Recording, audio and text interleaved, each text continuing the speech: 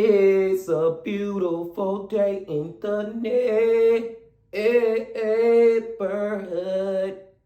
Reaction BeaNeoS 19. Day in the neighborhood. Hey, the bean is back, bro. Told y'all I was gonna drop another one, man. You know, these reaction BeaNeoS starting to do 2 every weekend on that Saturday and Sunday. Y'all fuck with that? I like it, because I like doing these bitches with y'all. My voice a little worn out, just a little bit. I'm tired, just a little bit. But, hey, I'm still going to do this goddamn reaction BeaNeoS with y'all. The reason I say I'm a little tired and my voice a little worn out is because last night, we recorded episode 7 of that More Than One Go podcast. But that shit was so fucking controversial and we was arguing and it was just a lot. It's bad vibes with that one. So we leaning towards we gonna re-record that bitch. But I'm still gonna get that bitch to y'all now. Episode 7 coming. Believe that bitch coming. I digress from that though. How y'all doing? Did I say how y'all doing? I don't know if I said how y'all doing, bro. I hope y'all motherfucking Sunday going swell. Or whatever day you watched it, or day or night that you watch this bitch right here. Reaction BeaNeoS 19, you know what I'm saying? And we gonna get into the fucking video, bro. So scrap your fucking seatbelt up. Scrap it. Make sure you hit a click. Just click. Get what the fuck you need. Got what the fuck I need. Know what I'm saying? Y'all ready to go?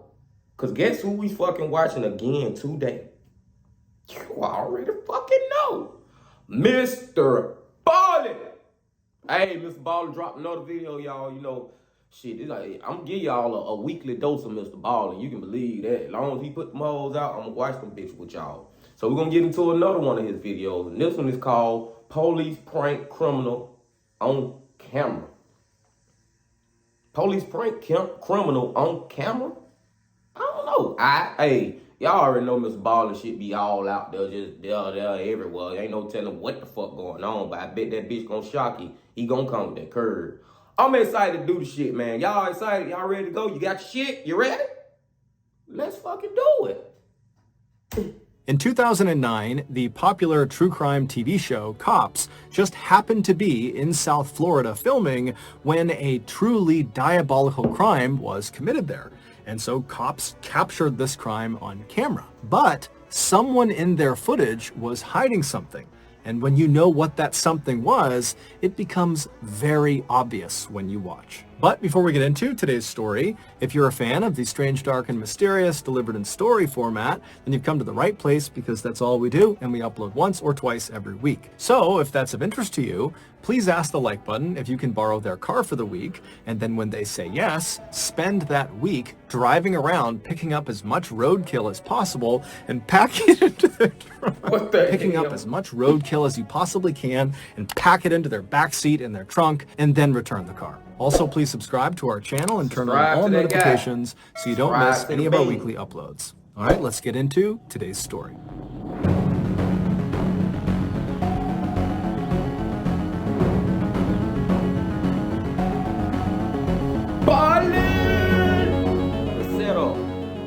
Michael DiPolito grew up in a very rough neighborhood in South Philadelphia where violence, drugs, and prostitution were just normal parts of everyday life. At a young age, like his parents, Michael became an alcoholic. He also developed a very serious drug addiction that he paid for by selling drugs. Michael would eventually drop out of high school, and not long after that, he became homeless and was living out on the streets, sleeping in abandoned buildings at night to stay warm. In 1993, when Michael was still in South Philadelphia, he was arrested for the first time.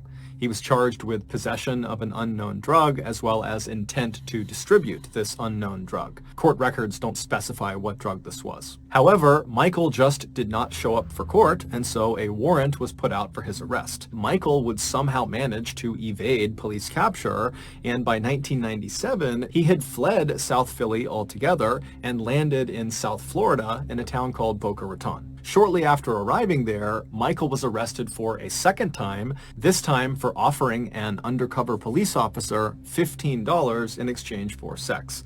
Michael would plead guilty to soliciting prostitution, however, he would just get released. A year after the prostitution arrest, Michael was sued by a former girlfriend named Karen Tan, who claimed he was the father of her son, and so he owed her child support, and Karen had a DNA test that backed up this claim.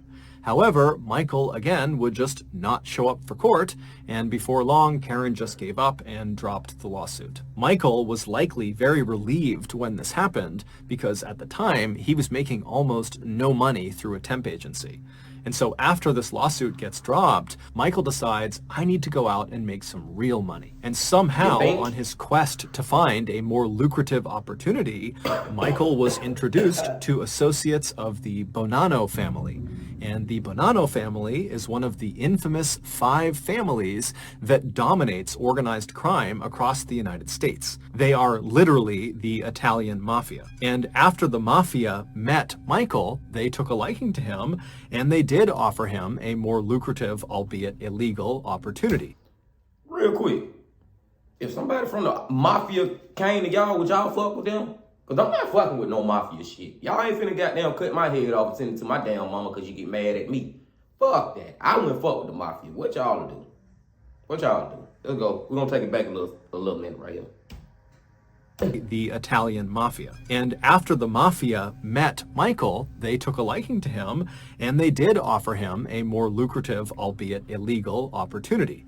They gave him a role inside one of their so-called boiler rooms. A boiler room is not literally a boiler room. Instead, it's a group of fraudsters that use high-pressure sales tactics to steal money from unsuspecting victims. Damn. Typically, the way it works is the fraudster will cold call someone, and they will tell them that they have this great get-rich-quick scheme, but you gotta give me your money right now if you want to be a part of it. And so when the victim says, okay, that sounds great, and they wire the money along, the fraudster just steals their money. Michael, who was very charismatic and a natural salesman, got really good at tricking people into giving him their money. And so eventually, Michael realized he could make a lot more money if he started his own boiler room where his commission could be much higher on the money he stole. And so fairly abruptly, he left the mafia's boiler room. We don't really know how they reacted to this. And Michael would set up not 1, but 2 boiler room scams of his own in South Florida. And by 2002, he had pocketed $155,000 of stolen money. However, Bruh, 155K? He stole that much? I ain't know the boy. I ain't know. That's what I'm saying, bro. Who be falling for these scams like that? People really be falling for that shit, man. Y'all be smart. Just fucking be smart when it comes to you just getting your money out, giving it out, thinking they gonna give you more, all that bullshit. Fuck all that, bro. Keep your money to yourself, bro. Don't get scammed. That's what I'm trying to say. Do not get scammed. Do not give your money away because they claim you gonna get more money if you give them this money. Be smart, my people. Be smart. I'm sorry. Let's fucking go. Let's fucking go. Boiler room scams of his own in South Florida. And by 2002, he had pocketed $155,000 of stolen money. However, he had spent virtually all of it on fancy hotels and cars and phone sex. But the good times would not last for Michael because in 2002, the police caught on to Michael's boiler room scams and they raided them, and Michael was arrested for a 3rd time, except this time he would go to court, he would stand trial, and he would be sentenced to 2 years in prison, 28 years of probation, and he would be ordered to pay back the $155,000 that he stole. Michael would only serve 7 months of his 2-year jail sentence, but that was more than enough to leave a huge impact on him. Michael hated prison. He hated every second of it. And so during those long sleepless nights that he was laying awake in his cell, he made a promise to himself that when he got out, when he was released, he would never, ever come back. And so in 2003, when he was released, he immediately entered a sobriety program. He also started going to the gym every morning, and he began studying for his GED, which is a high school equivalency test because he didn't get his high school diploma. After he successfully earned his GED a couple of months later, he would also start a legal business. It was a digital marketing firm that was called Mad Money Inc. Over the next several years, Michael would do his very best to stay on the straight and narrow and not get in trouble. and for the most part, he did that. By 2008, Michael was still sober, despite a few setbacks, and he was still very focused on his physical fitness and his health, and his business, Mad Money, was doing quite well, earning him nearly $100,000 a year. But his love life had become a bit messy. Michael had gotten married back in 2007 to his longtime girlfriend named Maria Luongo, who had stood by him when he went to jail. But that year, in 2008, when Michael was 38 years old, he cheated on Maria with a 26-year-old real estate agent named Dalia Mohammed, who he met at a Starbucks. And instead of their affair being a quick fling, as they likely both intended it to be, Michael and Dalia quickly fell in love. And when that happened, Michael went to his wife Maria and he told her, and then he divorced her. Just 3 days after the divorce finalized, Michael and Dalia went to the courthouse and they got married. The newlyweds would move into a brand new condo that Michael had purchased for them in Boynton Beach, which is a beautiful town in South Florida. And for a time, their life was perfect. They knew it was a little outrageous the way they had met each other and how quickly they had fallen for each other, but they didn't care. They got along great and they were excited about the future. But their perfect life would not last long. On the evening of March 12th, 2009, so only about a month after they had gotten married, Michael and Dalia were at home in their condo when they heard a knock on the front door. And so Michael went to the door, he opened it up, and much to his surprise, standing on the other side was his probation officer, and behind him was a whole bunch of police officers. And before Michael could even ask what was going on, the probation officer told Michael that they had received an anonymous call tipping them off that Michael was selling steroids and ecstasy pills and other drugs out of his condo. Michael would tell the probation officer that there was no way that was true. He is not selling any drugs, he's sober, he's not doing that. And so eventually... Hold on, who y'all think this anonymous caller was? Who y'all think that was, bro? And as soon as I want to shoot the video, they want to be cutting the grass, my neighbor, and doing all that extra shit. So y'all might hear that too. But who y'all think the anonymous caller was, bro? Who trying to fuck Michael over? Michael trying to be on the straight and narrow road now. Who trying to fuck him over? Let's fucking see. Pills and other drugs out of his condo. Michael would tell the probation officer that there was no way that was true. He is not selling any drugs, he's sober, he's not doing that. And so eventually Michael just stepped aside and said, please come in, search my condo, I have nothing to hide. And so sure enough, the police, they would go into his condo, they would search it, but they wouldn't find anything and they would leave. And so after the police had gone, Michael and Dalia found themselves just standing in their condo, completely dumbfounded. But instead of trying to get to the bottom of it right then and there about who had called and why, they just decided it was best for them to just leave their condo for the night and go stay at a nice hotel. And so they packed up some bags, they left their condo, which was a total mess from the police search, and they went to the hotel and they had a nice night together. The next morning, when they got up and headed down to the parking lot, they saw up ahead, standing around Michael's car, was Michael's probation officer as well as several other police officers. And so Michael and Dalia are looking at each other like, what is this, again? And so they hustle on over to Michael's car, and before they can even plead their innocence to Michael's probation officer, he stops Michael and just says, look, we got another anonymous call, this time telling us that you are selling drugs out of your vehicle, and so we need to search it. And so Michael is just totally beside himself, but he says, look, go ahead, search it, there's nothing in the car. And so sure enough, the police would open up his car, they'd rip it apart, but again, they wouldn't find anything. Over the next couple of weeks, the only thing Michael and Dalia ever wanted to talk about was what the heck was going on. Who is placing these anonymous calls claiming that Michael was selling drugs out of the condo and out of the car? It just didn't add up.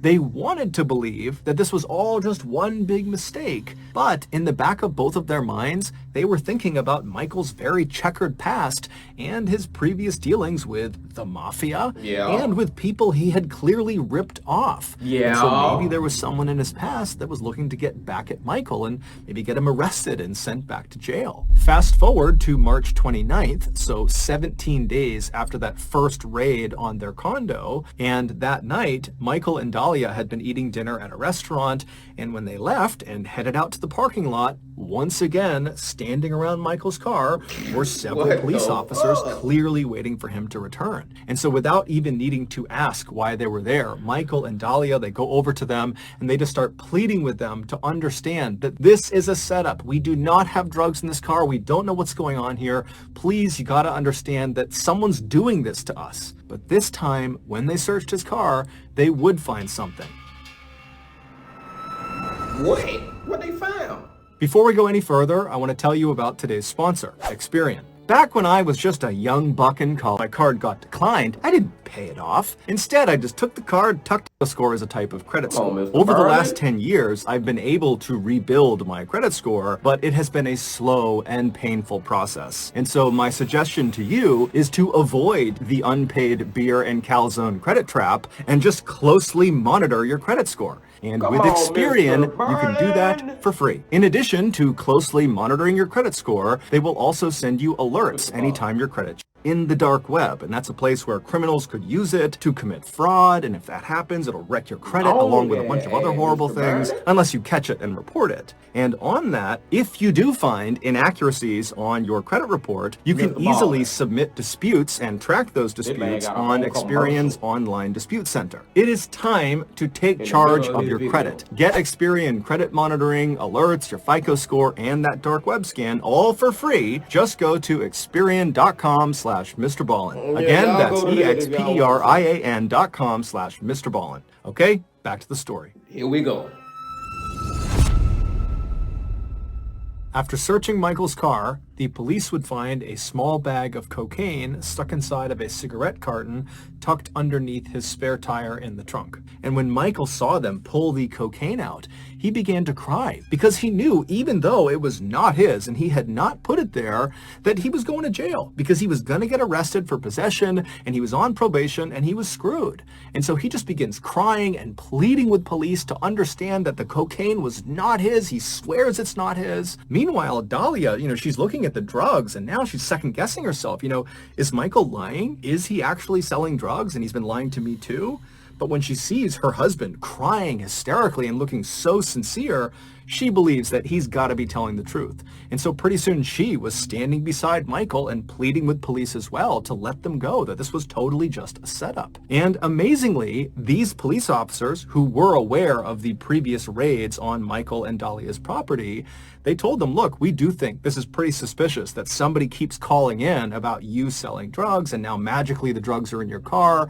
And so what we're going to do is we're going to confiscate this cocaine. We're not going to arrest you. Okay. Instead, go home, be safe, call us if you see anything strange, you hear anything strange, and we're going to begin investigating to figure out who is making all of these calls. And so Michael and Dahlia were totally relieved to hear this, but at the same time, they were kind of terrified because clearly whoever was looking to get Michael in trouble now was prepared to break into his property in order to do it. And so what was stopping them from breaking into their condo and planting drugs in there as well? And so after these police officers left, Michael and Dahlia hopped in the car, they sped back to their condo, and they went inside and they searched it top to bottom, looking for any sign that anyone had recently been in there or if there were drugs or anything illegal inside of their condo. And after looking and finding nothing, they just locked their doors, shut their windows, shut the blinds, and just prayed that the police would be able to quickly identify who was doing this to them and make them stop. But over the next few months, the police would not figure out who this anonymous caller was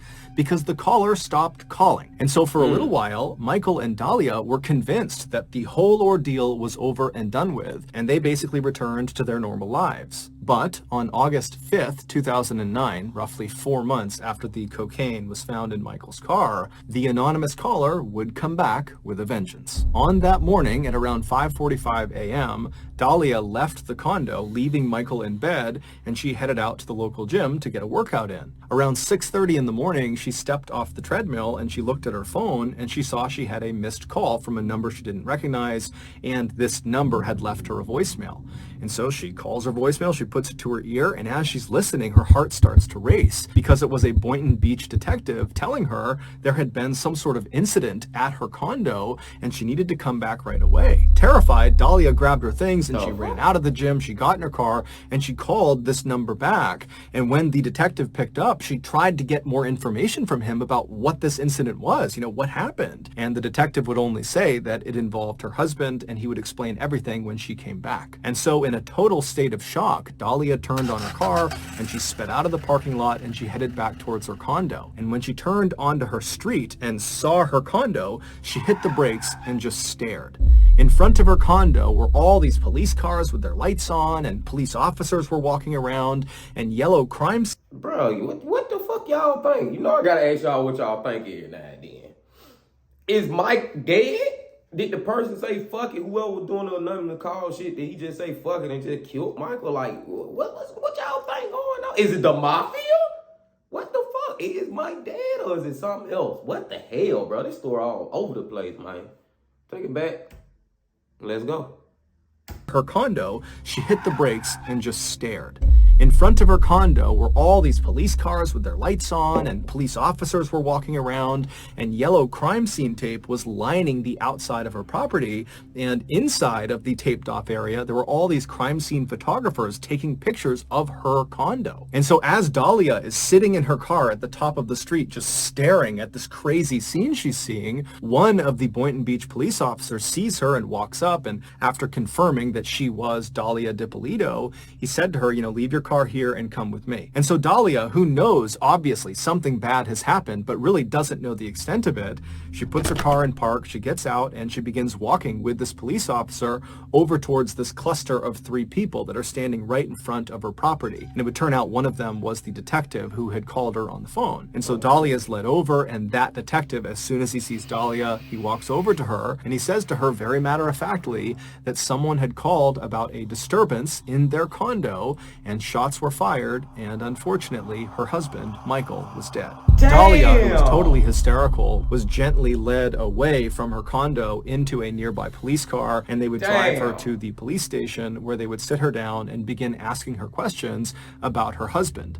And they would say to her, look, I know you just found this out, but we gotta figure out what could have happened because a killer is on the loose. We need to find this person and stop them. And so at first the conversation was really just Dahlia crying and the detective kind of calming her down, but eventually she would tell the detective about the anonymous caller who kept calling the police and claiming Michael was selling drugs, and how she and Michael suspected that, probably the anonymous caller was connected to someone from his past, maybe someone from the mafia, or maybe one of the victims of his boiler room scam, or it could be any number of other people that Michael had done wrong in the past. And so the detective, he's taking diligent notes and he's listening to Dahlia, and then at some point in a break in the conversation, he says to Dahlia, okay, it's time to get serious. I need to know if you know this guy.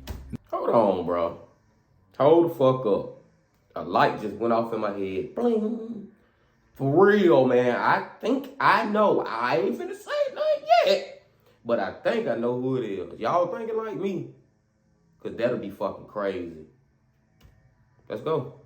Notes, and he's listening to Dahlia, and then at some point in a break in the conversation, he says to Dahlia, okay, it's time to get serious. I need to know if you know this guy. And so Dahlia, she was kind of looking down and she looks up confused what he's talking about, and then the door opens and this huge guy in handcuffs walks into the room. Come here. Bring this guy in here. Get over here. Get over here. Damn, he talking rough to You know him. who this guy is? No, You've never seen him before. I've never seen him before, ever. Do you know her? Put your head up and look at her. Put your head up. I've never seen him. What were you doing coming out of her house? Get him out of here. It would turn out Dahlia was lying. She did know who that guy was. Almost immediately after marrying Michael 6 months earlier, she had stolen $200,000 from him, but apparently that wasn't enough for her. She needed the rest of Michael's money as well as his condo. And so she had been the anonymous caller. She was the one calling the police, and I fucking knew it. That's what that light they had went off in my head, bro. I thought it was her, bro. I thought it was her. Did y'all think that shit? Let's go. They were like, yo, okay. Okay. Nigga trying to hit detective mode on, you know what I'm talking about, man. Let's fucking go. I thought it was that big. That wasn't enough for her. She needed the rest of Michael's money as well as his condo. And so she had been the anonymous caller. She was the one calling the police and tipping them off that Michael was selling drugs out of the condo and out of his car. She was the one who planted the cocaine in the back of his car because she wanted him to get arrested because he was on probation and he would go back to jail for a really long time. But when her efforts failed and Michael did not get arrested and so did not go back to jail, Dahlia moved on to Plan B. She reached out to one of her ex-boyfriends and she asked him, hey, do you know any hitmen that could murder my husband? And the ex-boyfriend at first didn't think she was serious, but when she kept asking him about it and began offering to pay and really was making it clear that she wasn't joking around, the ex-boyfriend basically told her, no, I don't know any hitmen. And then he, the ex-boyfriend, called the Boynton Beach Police Department and told them about Dahlia and her plan to hire a hitman to kill Michael. And so when the Boynton Beach Police Department found out about this plot, they immediately had one of their undercover agents pose as a hitman and set up a meeting with Dahlia. And so the undercover agent was that huge guy in handcuffs that was led into the room with Dahlia. And so Dahlia goes to meet the undercover agent, the fake. I know, I seen this shit years ago. Y'all ever seen this? Mr. Ballen just giving it a great detail of the story. But I done seen this when this the girl. I know some of y'all hadn't been seeing it, bro. I know exactly what this is now. Let's go, Mr. Ballen. Up a meeting with Dahlia. And so the undercover agent was that huge guy in handcuffs that was led into the room with Dahlia. And so Dahlia goes to meet the undercover agent, the fake hitman. She gets into his car and there's a hidden camera in the back seat that's filming her the whole time. And she's caught on camera saying she wants to kill her husband. She gives money to the undercover agent. And then as she's about to get out, the agent turns to her and he says, are you sure you want to do this? Because as soon as you leave, it's done. I am going to kill Michael and you can't stop it. This is Dahlia's reaction. There's no changing, no, there's no, like, I'm determined already. I'm positive, like, 5,000% sure, like, no, when I sent you This is crazy. as soon as you told me, listen, I need the money from you, I went, I grabbed it right away, like, we were good to go. Like, with me, you're not going to have a problem, you're not going to have an issue. And so the Boynton Beach Police Department, they have all this information about what Dahlia thinks is going to happen, and they decide they can use this information to set her up in the most elaborate way possible. And it just so happened the very popular true crime TV show, Cops, was filming in the area. And so the Boynton Beach Police Department allowed Cops to be a part of this elaborate setup. So they got to film everything that happened. So on the morning of August 5th, Dahlia got up and left her condo at 5:45 a.m. and headed to the gym, knowing, at least in her mind, that the hitman would be coming to her condo right after her, breaking in and shooting her husband twice in the head, because that was the plan they had come up with that was captured on film. And so after the police see her leave at 5:45 a.m., because they were monitoring the condo, they rushed in, they knocked on the door, and they got Michael to come downstairs. And he had no idea his wife was trying to kill him. And so he comes to the door, he's totally confused, but he goes with them and he's kind of ushered off to the police station. And then for about the next hour, the police set up a very convincing fake crime scene right out front of the condo. And then once it was all set up, that detective called Dahlia and left her a voicemail saying that, you know, there's been this incident, you need to come back to your condo. And then a couple of minutes later, when Dahlia called them back and said, okay, I'm coming back to the condo now, that's when the TV crews for the Cops TV show, they kind of set up in the bushes and got ready to film what happened next. Listen, we had a report of a disturbance at your house, and there were shots fired. Is your husband Michael? Okay, I'm sorry to tell you, ma'am, he's been killed. He's been killed, man. I'm sorry. Look at the fake ass reaction, bro. It's like she started crying before we even finished saying it. I ain't know this shit was on Cops now. I just seen that video of her getting in the car talking to the hitman, the undercover agent who she thought was a hitman. I remember seeing that video a long time ago. I never knew it was on Cops. But hey man, let's peep out her fucking reaction to the bullshit that she on. They got her ass. They got her ass good, boy. Let's go. Let's take it back. Right there. back to the condo now, that's when the TV crews for the Cops TV show, they kind of set up in the bushes and got ready to film what happened next. Listen, we had a report of a disturbance at your house, and there were shots fired. Is your husband Michael?